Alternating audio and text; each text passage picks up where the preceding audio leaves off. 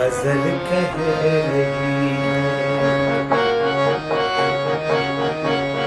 ये आंखें तुम्हारी गजल कह रही बहुत खूबसूरत है जैसे एक जन्नत बहुत खूबसूरत है जैसे एक जन्नत। आदाब, नमस्कार।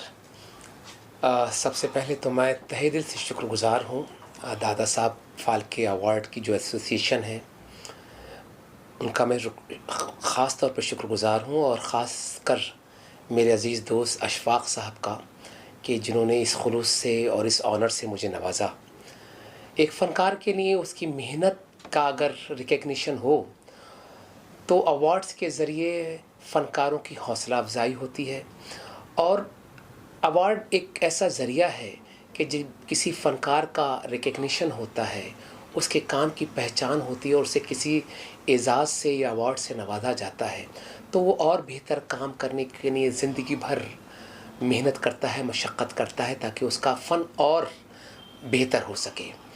तो और ये इतना बड़ा अवार्ड है मेरी ज़िंदगी का, तो मेरे पास तो अल्फाज कम है कि मैं किस तरह से शुक्रिया अदा करूं उस खुदा का, मेरी फैमिली का, मेरे उस्तादों का, मेरे वालिद साहब उस्ताद ग़ुलाम सादिक़ ख़ान साहब जिनसे मेरी तालीम हुई, मेरे ससुर साहब उस्ताद ग़ुलाम मुस्तफ़ा ख़ान साहब, और इस एसोसिएशन का, और ख़ास तौर पर अशफाक़ साहब का कि जिन्होंने इस मोहब्बत से मुझे नवाजा।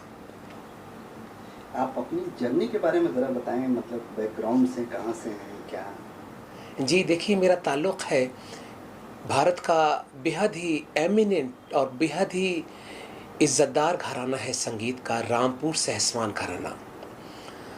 उस घराने से मेरा ताल्लुक़ है, और मेरी तालीम बचपन से ही मेरे वालिद साहब पद्मश्री उस्ताद ग़ुलाम सादिक़ ख़ान साहब से हुई, और मेरे नाना उस्ताद मुश्ताक़ हुसैन ख़ान साहब भारत के पहले पद्म भूषण अवार्डी थे। मेरे वालिद साहब पद्मश्री थे, और मेरे ससुर साहब, मेरी बेगम साहिबा यहाँ पे तशरीफ़ फरमा है। ये मेरी खुशकिस्मती है कि उस्ताद ग़ुलाम मुस्तफ़ा ख़ान साहब का मैं दामाद हूँ, जो भारत के बहुत ही दिग्गज फ़नकार थे। और तो इस घराने का बहुत बड़ा कंट्रीब्यूशन रहा है शास्त्रीय संगीत में, और ना सिर्फ शास्त्रीय संगीत में बल्कि फ़िल्म संगीत में भी। आज के दौर में चाहे वो सोनू निगम साहब हों, शान हों, ए.आर. रहमान साहब हों, आशा जी हों, लता जी हों, मन्ना डे हों, इन सब का ताल्लुक़ हमारे घराने से रहा है, और सब हमारे घराने से सीखते रहे, ख़ास तौर पर मेरे फ़ादर इन लॉ उस्ताद ग़ुलाम मुस्तफ़ा ख़ान साहब से। रही मेरी जर्नी की बात, तो बचपन से ही मेरी तालीम शुरू हो गई थी। 7 साल की उम्र से मेरे दादा उस्ताद ग़ुलाम जाफ़र ख़ान साहब से, फिर मेरे वालिद साहब उस्ताद ग़ुलाम सादिक़ ख़ान साहब से, और मेरे मामू उस्ताद ग़ुलाम हुसैन ख़ान साहब से, और गाहे बगाहे मेरे ससुर साहब के कदमों में मुझे बैठने का मौका मिला, और उनसे रूबरू उनसे बहुत कुछ सीखने का, समझने का मौका मिला। और देखिए, डायरेक्ट और इनडायरेक्ट तो सभी घराने के जितने भी उस्ताद हैं उन सब को मैं अपना गुरु मानता हूँ। और फिर करीबन 18 साल की उम्र से हिंदुस्तान में सोलो परफॉर्मर मेरा शुरू हो गया था, सोलो परफॉर्मेंस। और उसके बाद 21 साल की उम्र से हिंदुस्तान के बाहर कंसर्ट्स देना शुरू कर दिए थे, और ख़ुदा का शुक्र है कि करीबन 27 मुल्कों में मैं अपना फ़न पेश कर चुका हूँ।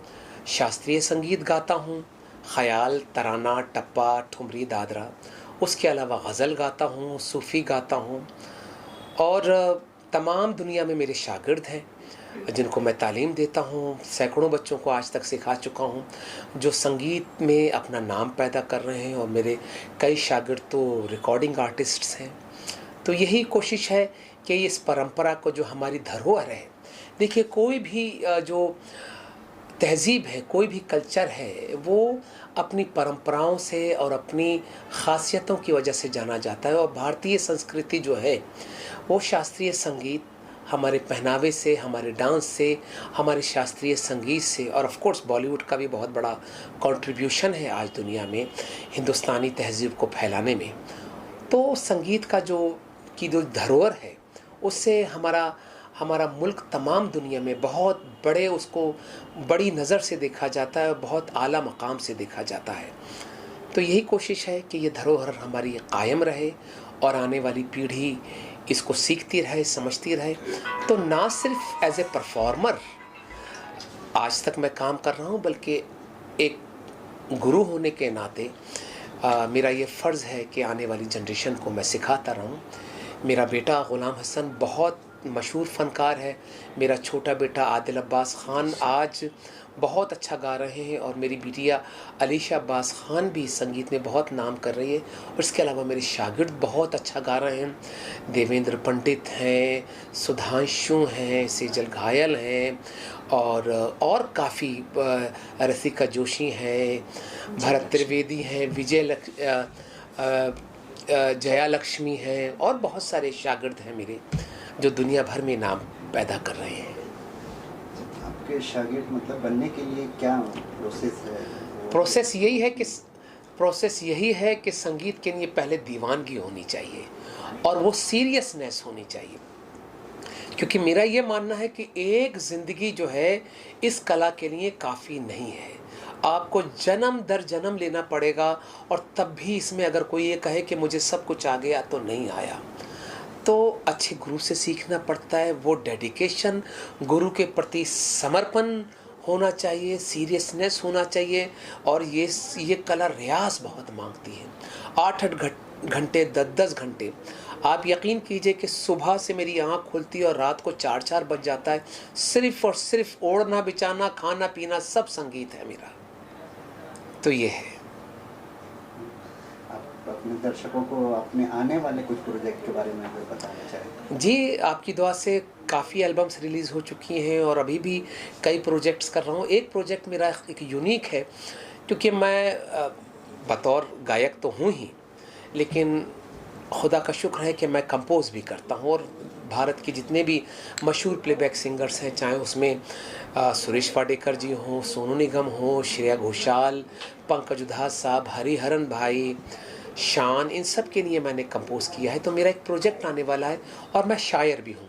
मेरी 2 गज़लों की किताबें ऑलरेडी पब्लिश हो चुकी हैं।